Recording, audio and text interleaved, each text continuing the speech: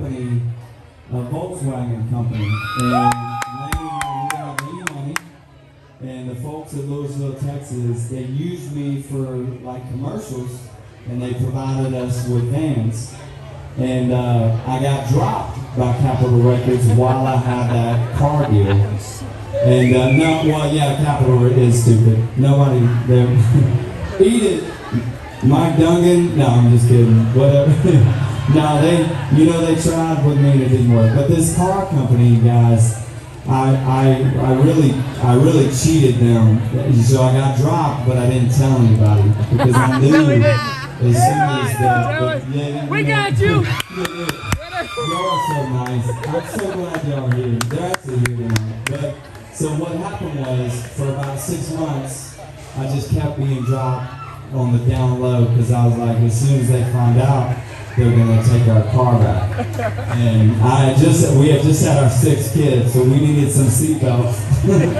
And so it was a while till they found out, and they eventually took the car back. But they let us keep it for so long, and it got us through some tough times. But when they took the car away, all I had was a Honda Accord. So my wife and my kids and I, we would drive to these shows at night.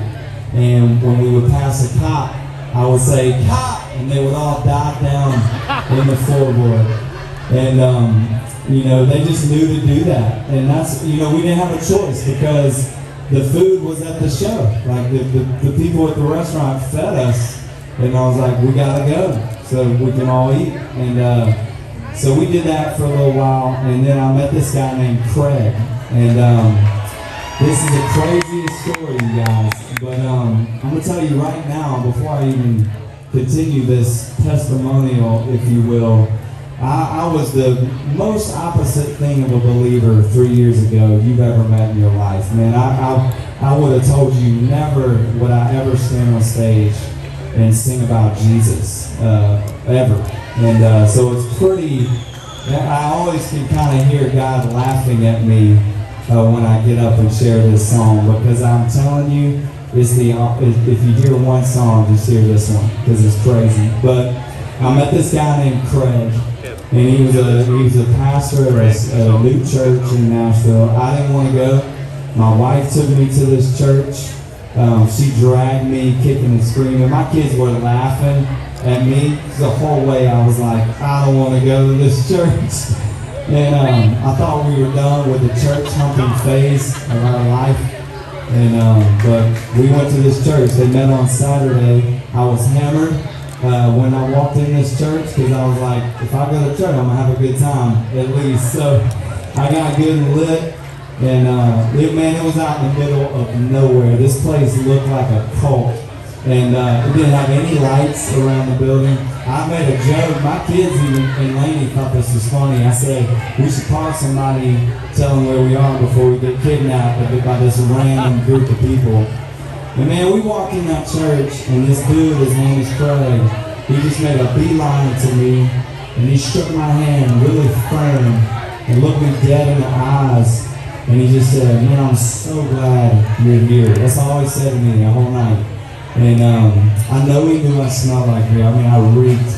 Every time they prayed, I never bowed my head. I was that guy. I was like, man, I ain't gonna let nobody see. I'm not even gonna act like I believe this stuff.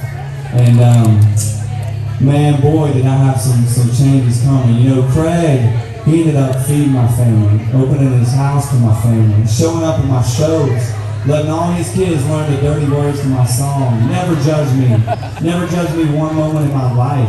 Drank with me. Met me at the bar every Monday. Lainey couldn't get mad at me. I'd be like, I'm drinking with the preacher. What you got against that, But man, we went through some stuff. And Craig shows up at my son's baseball game one night. And I truly feel like the Volkswagen people are part of this story. I had to not have a car for this to happen, but Craig shows up in my son's ball game. The game's over. He's sitting in the parking lot in his own minivan. He gets out of it, got this huge grin on his face, got the title and the keys. You guys, he said, all you gotta do is sign and this van is yours. I was like, bro, I'm not that bad off. I was like, man, I'm embarrassed. You know, you would thought I was grateful, but it really injured my ego. At some point in the night, my daughter, Leela, you know Leela, she said, "Just take the car, Dad." And I was about to take it then his wife, Craig, said, "Y'all should wrestle for it." And Craig wrestled in high school, he's a good wrestler. And I was like, man, I'm not about to get beat up in the parking lot in front of my kids to accept this gift. So I said, bro, I'll use it, whatever. And as I drove home, I looked in the rearview mirror and all my kids had a seatbelt. And I started crying.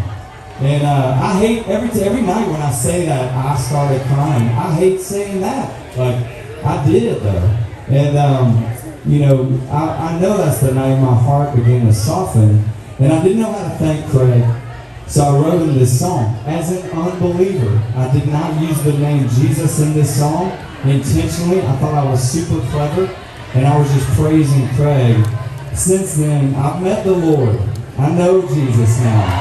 And I'm a born-again Christian. I've trusted my life to Christ. I want to live for Him. This is why I pick up a guitar. Is just to share this story that God just blindsided me upside the head with. And so yeah, now it's funny. I sing this song as a full-blown believer, and I love to just tell people, hey, believe it or not, whatever you got, however gross you think it is, you're probably right, but yo, Jesus is really glad you're here. And He knows it, you know? He knows it and He loves it. And I recognize Jesus in Craig. You can hear my heart in the song saying, hey, he's got something I need. And so here's Craig. I hope you like the song. I was definitely going through kind of a Macklemore phase when I wrote this song, so bear with me if you hate some rap.